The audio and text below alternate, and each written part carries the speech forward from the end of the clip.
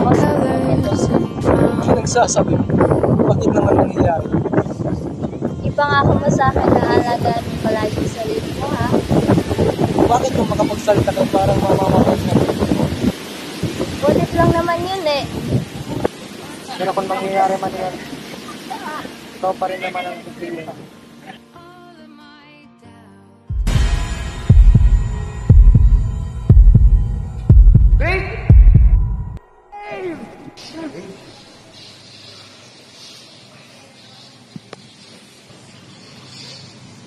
Mabutit na gising ka pa. Maliliit na tayo sa school.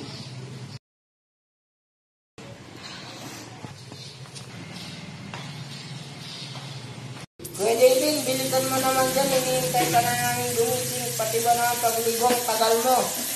Kung ba't kasi din nila ako ginising? Aba, kasalanan ko namin ang masarap tulog mo. Bilisan mo na dyan. Papagalitan ka ng mama mo. Ikabago-bago mo pa lang sa school. Maliliit ka pa. Ito na.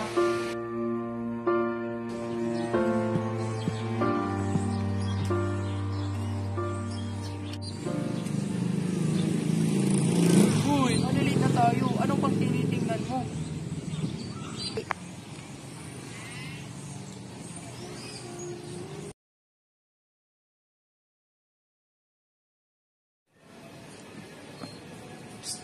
Parang kulang yata ang mga estudyante dito. Wala kasi yung teacher natin sa first period, kaya lumabas yung iba.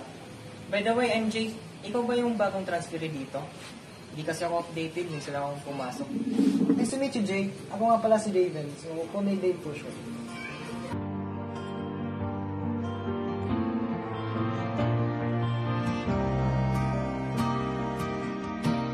Ano pangalan? Parang familiar kasi siya sa akin. Maiwan muna kita rito, may emergency sa bahay. Hi, miss. Familiar ka sa akin. Have I seen you before?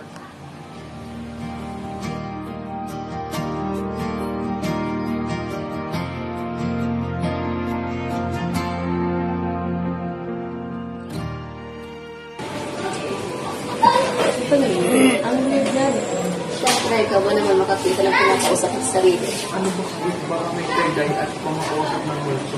Tumigil nga kayo, baka magalit sa atin yan at sumbong tayo sa prinsipal.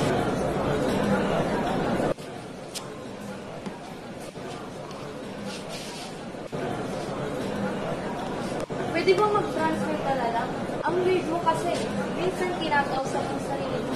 Sabihin mo nga, dati ka bang adik?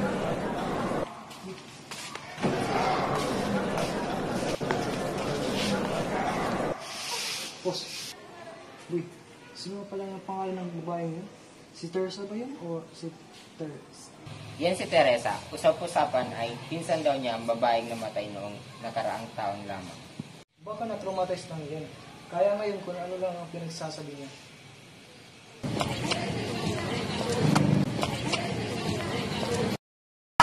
Miss, kumawali mo po. Dave! Kilala mo ba ako? Paano mo nalaman yung pangalan? My gosh! How could you forget me? I am Mara.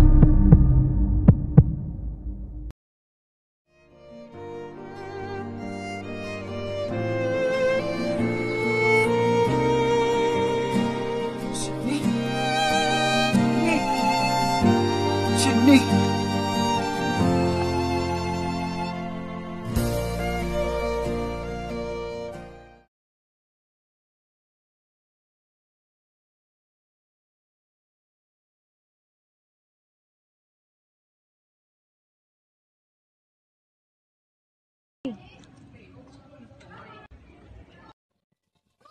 Ito na pala si Lover Girl. Asa naman si Lover Boy that's supposed to be mine?